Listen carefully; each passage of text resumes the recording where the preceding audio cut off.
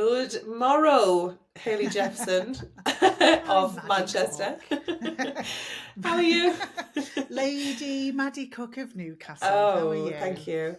I would like to be Baroness. I don't know why, it just sounds, it's got a bit of clout, doesn't it? Landowner. Yeah. That sort of vibe. If I Ooh. was to, I'll have a be little one of ponder those. which one I'd like to be. What I'll title think would you about like? that. Yes. I'll come back to that one. Yeah, let's have a think. We'll circle. We'll do an episode on that. As always, what our podcast topics are usually an extension of conversations that we have a bunch behind the scenes. This is no different from that. This is something we've talked about, like in person, voice notes, when we hang out, and it's about external validation. Quite a deep topic, which I find very interesting. And I think when you run, Yeah, I like this. Yeah, this is going to be fun. When you run a hair or beauty business, I think there are lots of opportunities for external validation. There's lots of these little shiny object things. So it could be things like followers on social media, likes, like any social media metrics pretty much. Could be entering awards. It could be particular opportunities, working with brands.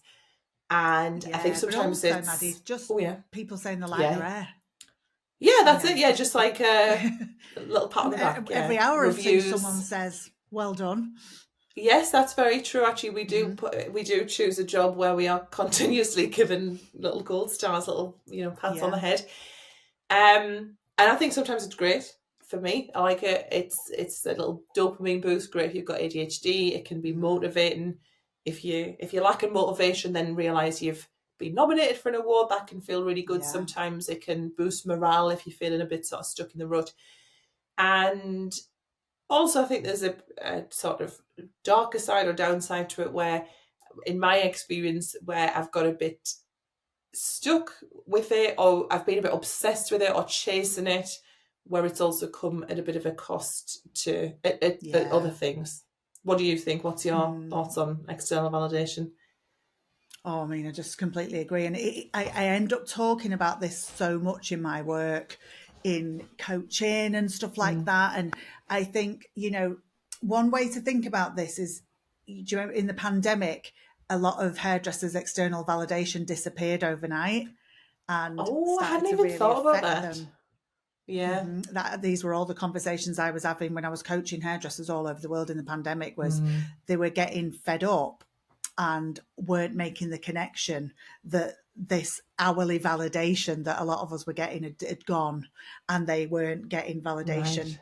They didn't know where to get it from, so there's that. So much sense. It comes up a lot in my work, for varying reasons. But I have this phrase that I like to say a lot, and I remember saying it in your breakthrough thing once, and someone was like, oh, it seemed to really... be a real changer, because I remember she made a post about it afterwards. And I always say, are you doing this for claps or cash, to people? Yes. And so sometimes I find people are doing stuff outside of the paid work, because the thing is, let's think about this. A lot of the stuff that gets you claps in the industry, like talking on stage, doing something at Salon International, or what, they don't pay money. For a lot of people, these are not jobs that pay money. And I think what sometimes I see a lot of people is they get very distracted with things that give them claps. So that's like being clapped on the stage, but they're not getting cash. And I just think if you start putting too much energy into this external validation because it feels good, how are you going to pay your mortgage? Like, where's your money coming from? And I think it can be really hard. But there is certainly room for both, and there is definitely benefits to claps. But if you spend all your time chasing external validation, I call it claps, you might not be present in your business enough, and it'll start to suffer. And it can feel like you're working, because you're certainly working if you're doing a speaking gig somewhere, but not everyone's getting paid for speaking gigs. This is what you learn when you start doing speaking gigs. Shocker for everyone. A lot of this stuff's not paid. No, a lot of people want you to do this stuff for free. And if you get swept away with that, your actual solid business that's paying for your life can start to crumble. Yeah. Yeah, that's what I Yeah. think. And I think, you know, if literally I said yes to everything that would give me claps in the industry that I was offered, I wouldn't be able to pay my mortgage. I could have a full-time Yeah. job doing the things that people ask me to do for free. Yes, same. There's and there's always like a little boost, a little dopamine boost, and a little like, oh my God, you want me to do this? And I mean, usually they're incredibly kind and they're telling you how amazing you are. And we've been following your content for years. We love your style. We love, and this is not to diss these people at all, but it does make you go, oh yeah, I want to do this. And I'll always look in my calendar and I'm like, yeah, I'm free. But then, exactly as we've said a bunch of times, are you available? Or, you know, let's think of the bigger picture and the energy and what that sort of return is. And I know that you know this, but I don't think I've said this publicly, but this year, so we're in 2024, I made this decision last year and I said next year I'm gonna not enter any industry awards, like as like an active kind of choice. And ironically, this is the first time that me and you have been invited to judge awards. So yay! I will judge you. Yeah, that was really fun. Than entering.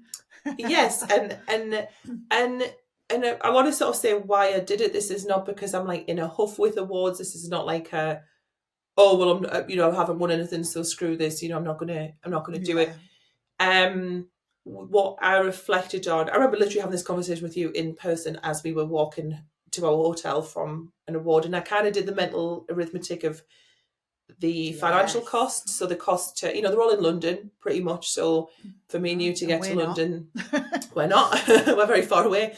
So I kind of tallied up like the train, the time away from work, like time out of the business, hotels, actually entering the awards. So you can enter awards yourself, or you can, you know, there's like PR companies you can work with to help you do that. There's a cost to that.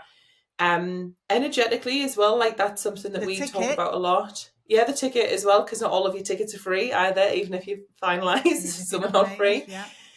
And I think there was like one in particular that I was like, this has cost me like the best part of 2.5K to like start to finish.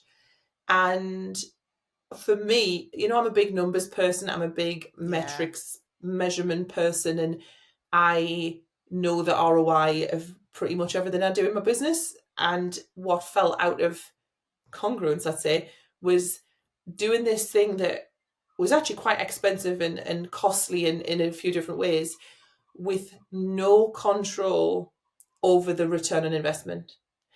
And I was like, you know, I'm really strategic. So I'm used to going, okay, if I do this, this is going to be the outcome, or this is like my best guess. And, you know, like I run paid ads, for example, and I could have spent that amount and made like 10,000 back, like almost guaranteed. And so I wanted to kind of test this year, okay, how will I feel if I don't? Will I get really bad FOMO if I don't? Will it affect my business and my visibility and things like that? And it hasn't. I do have, you know, when the closing date came near, I was like, I very nearly did the whole, back to our friend Indiana Jones, throwing your hat under throwing your hat under the door at the last second, sliding through.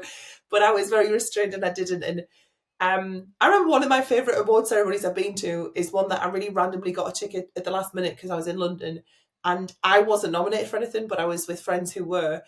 And I was in their hotel room getting ready and I was like, my God, this is palpable. Like their nervous energy was like so intense.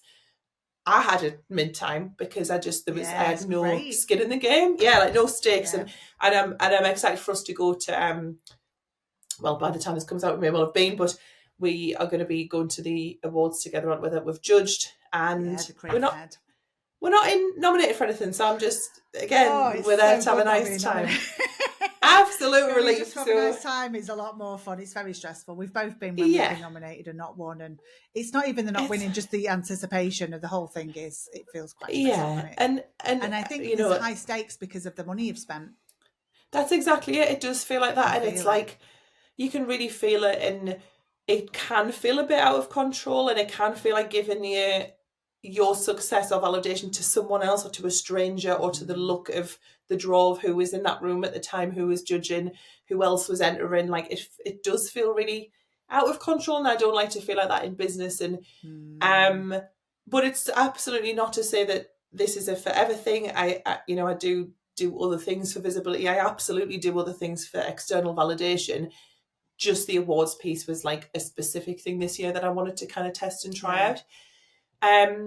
But I want to talk as well about like the flip side, because I don't want to be like, oh, external validation's so terrible and bad, because I do think, as I said right at the beginning, there are some good bits. Like where do you see it as being good or being useful or being helpful? External validation is actually excellent for building confidence. Yeah. We actually need getting external validation is a really quick way to build your confidence, which is why people get a little bit addicted to the external validation sometimes. And so I think it's like anything that's good for you. If you have too much of it, it's not, it's the same moderation thing. Isn't it? Yeah, but so external validation is brilliant. When I teach confidence, I'm going to talk to you about get some external validation. You are going to need that. But I think the thing is, it's things like awards and talking on stage and all that sort of stuff. All of us are doing it because you need to raise your profile. Like let's say as educators, and what we're doing. Talking on stage is how you raise your profile and stuff like that. And winning awards and getting nominated for awards is a great way. It's PR. It's a brilliant way to raise your profile. And raising your profile is useful, particularly if you're an educator. But it's really useful as a salon, raising your profile. Clients really like it when you win awards. I remember a salon, one of the last salons I worked in, a few of the people did Fashion Week, and the clients liked that they did Fashion Week because it made them feel even trendier by default, and so stuff like that. So this kind of side of the industry, it is really useful.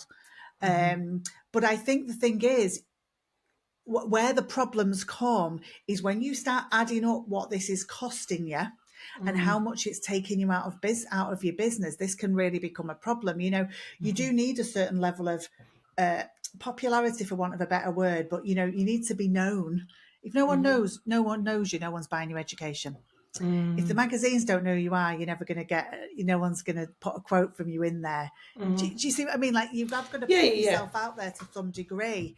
But if you're putting all your energy in there, you've got to think, where am I taking my energy away from? It's things like, another way of external validation is really like your follower count, isn't it? And as a hairdresser, like let's say you're a hairdresser in the centre of Manchester, you don't necessarily need loads of clients, loads of followers in Spain, or America.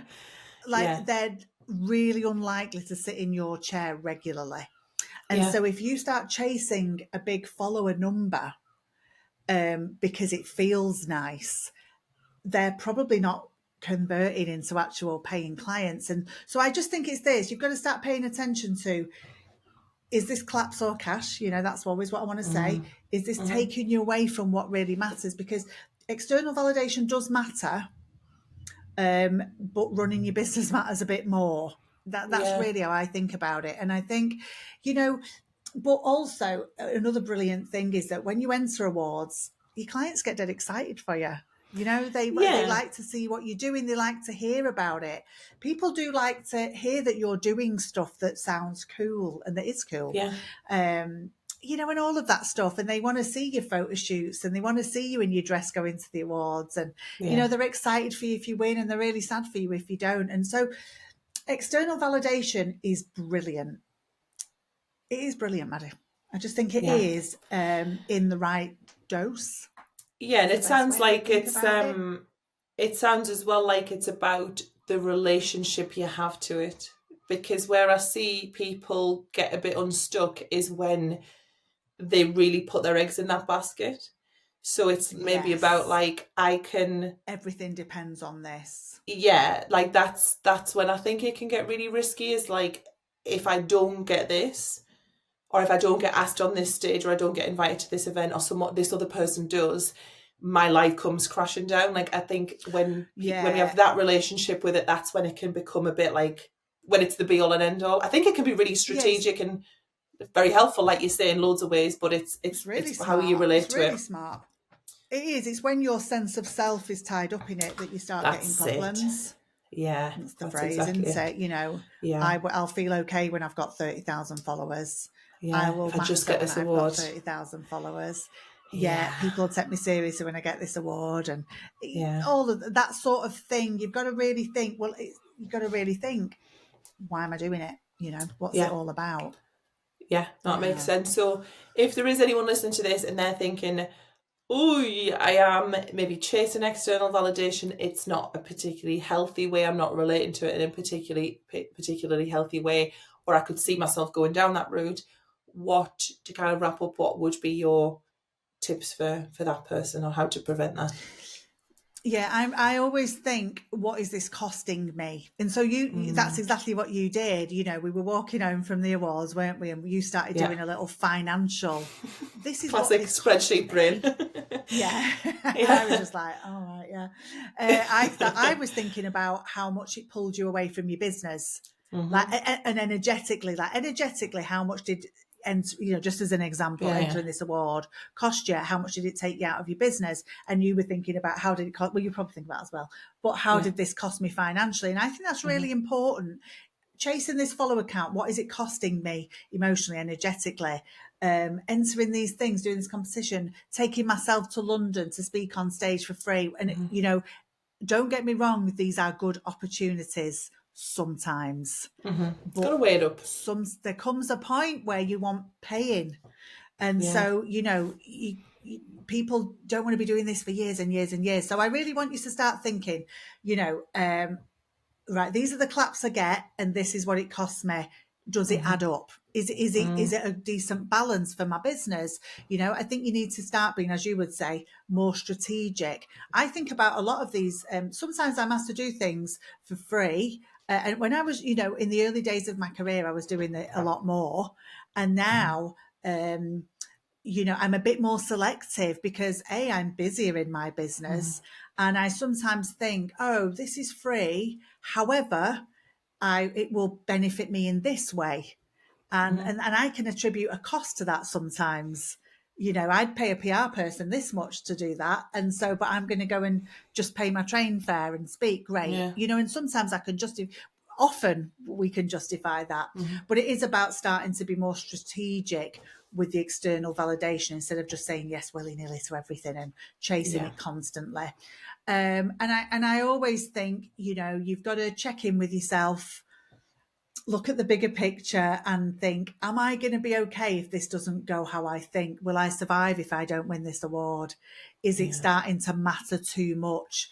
Might I need to getting my validation from somewhere else that's a bit more reliable? You know, maybe you do need to get behind the chair a bit more and be told you're raising every hour.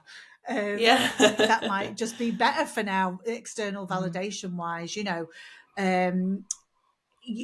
are you getting so disappointed that you're not going viral all the time? I think, you know, we're big fans of always talking about this, aren't we? You've got to enjoy the process and the journey, not just the prize at the end, because the prizes don't always come.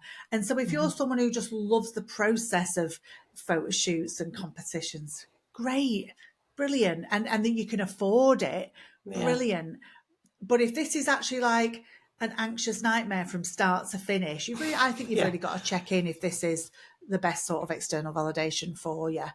And you know, for me, I think the main phrase I think is really useful to take away when you're thinking, when someone offers you something that's external validation, or you'll find yourself doing something, just think to yourself, am I doing this for claps or cash? And it's not that doing things for claps is terrible, because sometimes we need claps, we need external validation, we need that confidence boost, we need that profile raiser. But sometimes you really need money in the business. And so that's not a direct way to get it. And so I'm always checking in with myself. Why am I saying yes to this? Is it really useful? And sometimes you just you do need a confidence boost or whatever. And it's fine. You know, it's not that any of it's right or wrong, but it is about being strategic, because you could spend, I talk to people a lot about this, and like you did, you worked out it was about 2.5 grand all in for that award. I speak to people about, how much things are costing them, and it's a lot of money. And you've got to be smart about that, haven't you, for sure? Yeah, and it's different. Like we've talked about this before. It's different phases. It's like there's a bit of like comparison in this. Like, I see this person doing this, so should I be doing that? But they might be in a completely different phase. They might be like, someone might have a full PR strategy for one reason or another. You might not need that. Like, so much reflection's required, isn't it? And going like, what do I want to get out of this? What are the stakes emotionally? Can I hack winning or losing? There's a lot of questions to reflect on. And I think, I do find as well that, like, I speak to hairdressers who tell me that competitions help them stay creative. Yeah, and motivate you. What that says to me is they like the process. Yes, definitely. It sounds healthy, like a healthy process. Yeah. It's like when we talked about in our episode about worrying about competitors, and it's like, I like to have competitors to keep me on my toes, and so I don't feel complacent. But again, it's how I relate to the idea of competitors. So I think that's what we need to think, is like, how am I relating to this external validation? Is it fun? Is it healthy? Does it feel okay? Is it making me feel better? Am I having a nice time? I was just thinking, am I having a nice time? Yeah, simple question, isn't it? No, I'm not having a nice time. It costs me a lot of money. And I would thoroughly recommend go to stuff without entering. Go and see your mates. That's my favourite bit. It's a world apart. It's absolutely lush. Yeah. The last time I was at awards was with you, and you were nominated and I wasn't, and I was so relaxed. I know. I was time just saying hello to everyone. I know it is like a fully different experience, and the last one I was at these Creative Ed Awards, it's going to be amazing. It's going to be class. Neither of us are working. Now we're just swanning around, having a nice time. I remember the last one. I was at one of the last ones called, and if you've ever been to Creative Head, it's Creative Head Awards, by the way, are great. I genuinely the HBAs when it was because I didn't go with you. Yeah, I didn't. I was with some people from KIT, and I was one of the last ones called. And a very fun thing about Creative Head is that the ticket's free, the meal's free, the drinks are free. I don't drink, so everyone's freaking hammered hairdressers, and getting called like the fall of Rome around you. And I'm like, I was still like anxiously just tell me so I can go home. And and obviously, like, my family, my friends, Aidan, everyone was messaging me. I remember you guys in the group chat were like, "Has it come out yet?" Like, Maddie's gone quiet, and I was like, refreshing, like Creative stories every minute. It's a lot, isn't it? Yeah, like, I'm just like, I want to go to bed. This is like so past my bedtime. So that's when you can be a bit like, okay, let's come back and do this, not as the competitor. Let's reset a little bit, and but I'm absolutely certain I'll be back. I just wanted a year off to sort of test my theories a little bit. But like we said, we're going to be back in person. If you get nominated for Creative Head, the tickets are free. Yeah, and if you judge, that's nice. Tickets are free. Yeah. Whereas with other ones, it's not the case, is it? Everywhere, that's really good.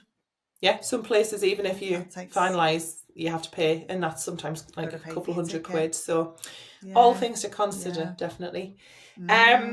Amazing. Again, would love to hear your thoughts on this. What's your relationship to external validation? Have you gone down the slippery slope? Do you feel really good about it? Give us a little slide in the DMs and let us know. And should we do a little hyperfocus? Yes, I've got something. Go on. So for a little while now, I've been deep diving vitamins, Maddie. Right. I love that you're in your health kick. It's so cool. I'm in the health zone. I've been taking vitamins for years, and I take 3 different vitamins a day, like a multivitamin style thing. But I take 3 different things, and I did noticeably feel better when I started taking them, because I've been through a phase of not taking anything, you do. Yeah. And when I picked these back up, I did notice. However, recently there's an advertising campaign that they must have spent so much money on this campaign. Have you seen Heights? The vitamins, it's always on Instagram. So. Really? Oh, it's going to show up for you now. Yeah, I'll get it now. But Heights, and they've got a very good advertising campaign that made me think maybe I need these. Ooh, But tell me they're, what they did. price it. I don't even know what they did. Is it one I of need to those pay like attention. personalized type vitamins? No, it's not that things? one. Ah, It's right, not that okay, I've one. seen They've that got one. 3 different things you can buy. They've got a basic, Mhm. a magnesium, and something else. I think what sold me was Stephen Fry is one of the people who Well, says if it's good enough these were for really Stephen good. And I was Fry, like, Stephen Fry doesn't just promote anything willy nilly. yeah. There's a few people promoting it who you think would promote He's anything. not doing from like that diarrhea tea bag situation, is he? So, I trust him. all of this, like he's just, and so I was like, and they talk about the people that made them it was all about feeding your brain and stuff. And I was like, oh, I do quite like the sound of this. Yeah. But they're not cheap. Anyway, and so then I started looking, going down the Reddit, are these any good? And I just find the whole thing a bit of a misery fest. So I might end up just sticking with the ones that I've got. But I have been very much deep diving vitamins. And whenever I do this, which I do every now and again, I find it massively overwhelming. It's a whole world. Supplement stuff's absolutely crazy. Something that I've noticed recently is because of the rise of like weight loss things that are kind of out at the moment. There's a lot of the, my favorite MLM people. A lot of the MLMs are like, I mean, there's always been a massive market for anything weight loss or fast weight loss. And what I noticed the other day is there's one, I'm not going to name the MLM, but you'll see them on Facebook, and they're doing a thing called L-carnitine, and you can buy it in a little bottle. God knows how much it is. I'm going to tell you now, it'll be an absolute fortune because it's an MLM. I just get them in tablet form from bulk, like really, really, really cheap, because I take that. I have a few supplements. I do like a vegan omega-3, vitamin D, and have you heard of ashwagandha? That might be up your street. Yeah, so I that's was like deep diving that last week. I used to take it in a previous phase. And recently I thought, I might pick that up again. Yeah. Yeah, good for... I was looking at having it as a tincture. I had it as a tincture. Oh, I just have all mine as me and Aidan have our little pill boxes. We're like little nanas, and we have our little Monday to Sunday, our little supplement box. Maddie. Very cute. I'm like vitamin D. Yeah, used to do that. I have phases. What can I tell you? Where I'm very into something, and then one day I just it runs out, and I don't replenish, and then the new phase happens. But who knows what's in these multivitamins I'm taking at the minute? Like I say, I take 3. One's oil based, so it'll be the omegas and all that because it looks like that. One's definitely vitamin C because it's orangey and it'll have all the bits and pieces in. And then there's a white one. I don't know what's in that one. I can't remember. You're just taking mystery pills. Yeah, it's just like a well woman situation. Gotcha. One of those things. But I find it so interesting because sometimes people will say, you'll even have like your doctor saying, just get the cheap ones from Asda. Yeah. And then other people going, that's terrible. You need these £50 ones. And I just think, which one is it? I know. And Reddit's all very conflicting advice. For transparency, I get what my PT suggests. So I didn't. What I currently have now is from what he recommends, because obviously he knows what my nutrition's like, what my sleep's like. So I don't want anyone to be like, I'm just going to take these because Maddie and Haley takes them. Like, do some research. Yeah, we don't know what we're doing. What listen to an expert. We're trying to figure it out as well. That's what we're hyper focusing on. So don't listen to us.